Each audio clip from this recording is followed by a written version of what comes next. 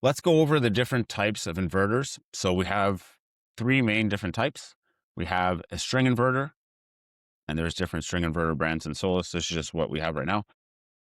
String inverter, DC optimizer, and microinverters.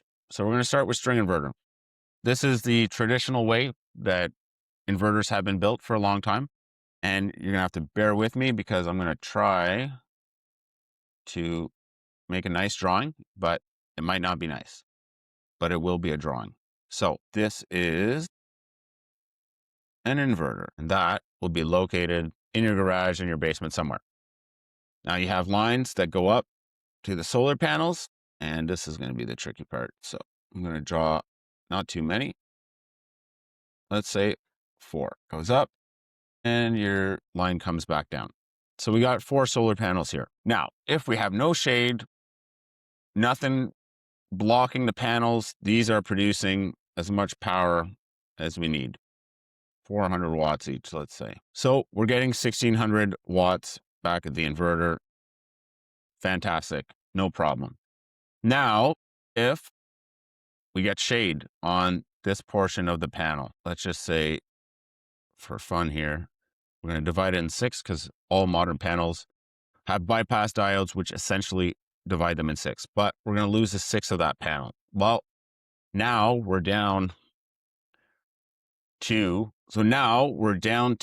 not 400, but 300, and do some math there, 334 watts.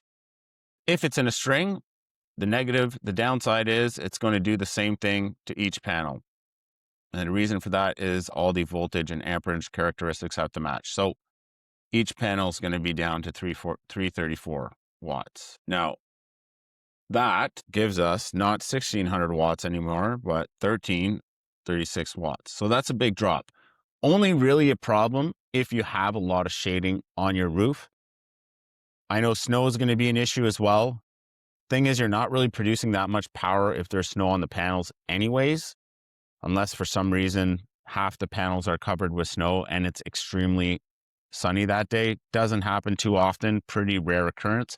So for most properties, if you have a roof that doesn't have a lot of shade, string inverter, totally good. Now, power optimizers, DC optimizers. How is that going to work? So we still have a string inverter down here, ground level, and we still got 4 panels. Wow, that's a rough square. And 4 panels, and we're coming up and coming back down. So they're 400 watt panels, and the DC optimizer gets mounted behind each panel. So it's a small electronic control device that monitors and optimizes each panel individually. It doesn't convert to power. Power conversion is still done here at the inverter level, but we have DC optimizers, I can even write DC, behind each panel. So now, if that same 6th of the panel gets shaded, well, what happens now? Well, this panel drops to 334 watts. All the other panels stay at 400 watts. So if you have a shaded roof, power optimizer is going to be a great place to start. Important to note here, string inverters, usually relatively cost effective. The DC optimizers, you're kind of in the middle ground. So the total output per watt, or the total watts output here will be 1534. So if you have a lot of shade, it's a lot better than your 1336 that you were getting with the string inverter.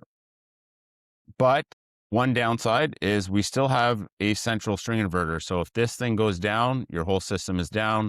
Same thing with obviously just a string inverter system. If that goes down, whole system's down. Now, microinverters, we do not have a string inverter at the bottom. What we have is, I'm going to try to make these nice.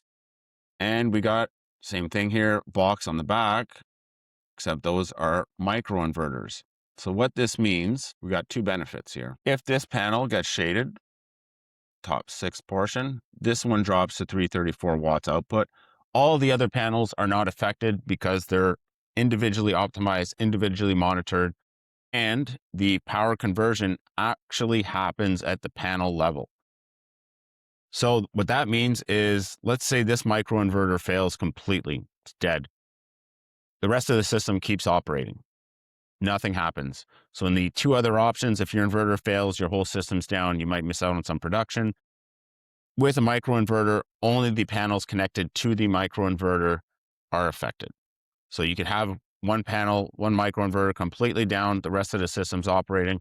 And at the same time, if one panel is shaded, the rest of the system operates as normal.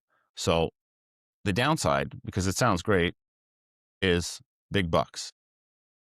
A lot more expensive than the other system. So I'd only really recommend this if that's some features that you absolutely want, or if you had a shaded roof, or you really want that built-in redundancy that, hey, you know what, even if one microinverter fails, I don't want my system to go down like the other types, then a microinverter system might be the right thing to do.